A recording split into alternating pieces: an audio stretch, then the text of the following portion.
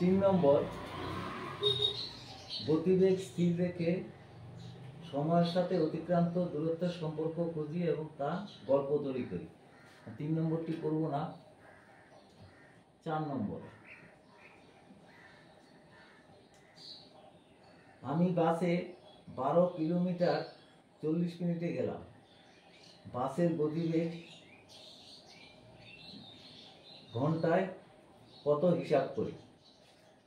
তো আমরা এখানে প্রথমে 4 নম্বর লিখব গণিতের ভাষায়। এইভাবে লিখবে, গণিতের ভাষায়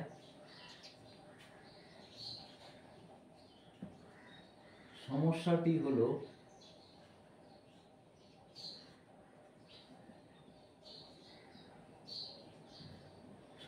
হলো যে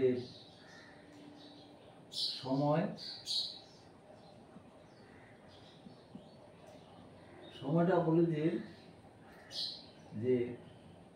40 মিনিটে, তাহলে এখানে মিনিট লিখবো, মিনিট আর দূরত্ব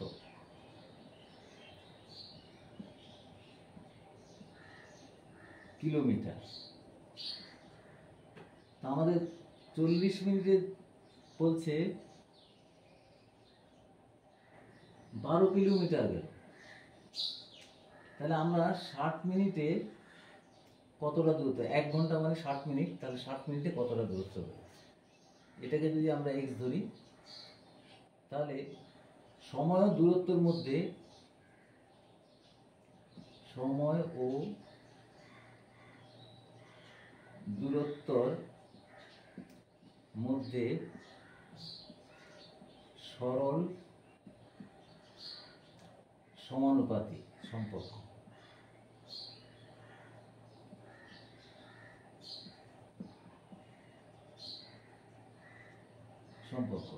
সুতরাং x:12 সমানুপাতিক সম্পর্ক হচ্ছে 60:40। তাহলে এটা 1 নম্বর অনুপাত। সুতরাং x হচ্ছে 2 নম্বর ইন্টু 3 নম্বর অনুপাত, 12 ইন্টু 40, x:12 60 ইন্টু 40, তাহলে গুণিত 12 গুণিত 60 বাই 40,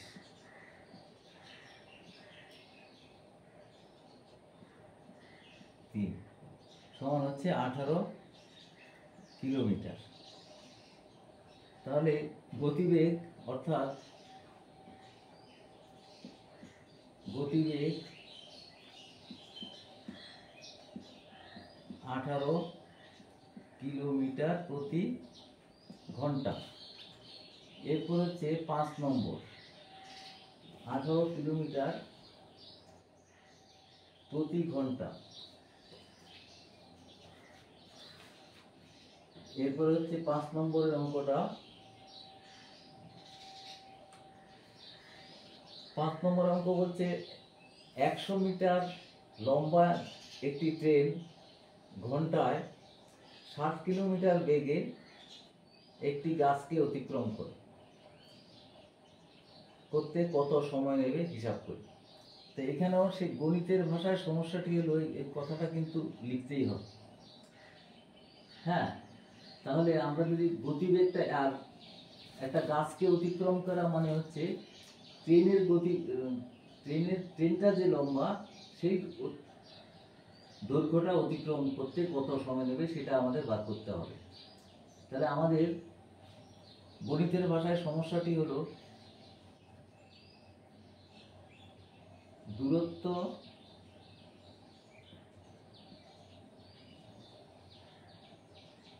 দূরত্বটা এখানে আমরা মিটারে লিখব, যেহেতু ট্রেনটার লম্বাটা হচ্ছে 100 মিটার, এটা মিটার, আর সময় 100 মিটার যেতে খুব কম সময় লাগবে, সেটা নিয়ে এটা আমরা সেকেন্ডে নেব, সময়টা সেকেন্ড। তাহলে দূরত্ব হচ্ছে, গতিবেগ বলেছিল 60 কিলোমিটার, তাহলে এখানে মিটার হিসাবে 60,000 মিটার 3600 সেকেন্ড। তাহলে 100 মিটার যেতে কত সময় নেবে? একই কথা, অর্থাৎ দূরত্ব এবং সময়ের মধ্যে এই কথাটা লিখতে হবে, দূরত্ব ও সময়ের মধ্যে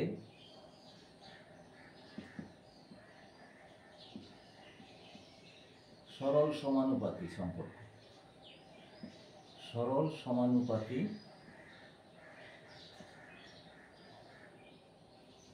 সম্পর্ক। কারণ কি, আমাদের সময় বাড়লে দূরত্ব বাড়বে, সময় কমলে দূরত্ব কমবে, সুতরাং সরল সম্পর্ক। সুতরাং x=3600 সমানুপাতি সম্পর্ক হচ্ছে 100-র সঙ্গে 60,000।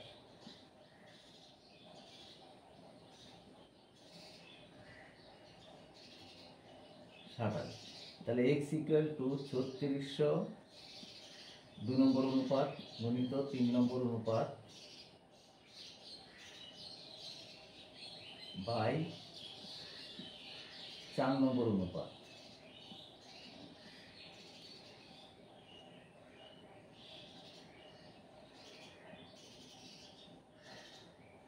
কাটাকুটি করতে হবে। তাহলে কাটাকুটি করলে এখানে আরেকটা 6 দিয়ে কাটবে, 6 দিয়ে কাটবে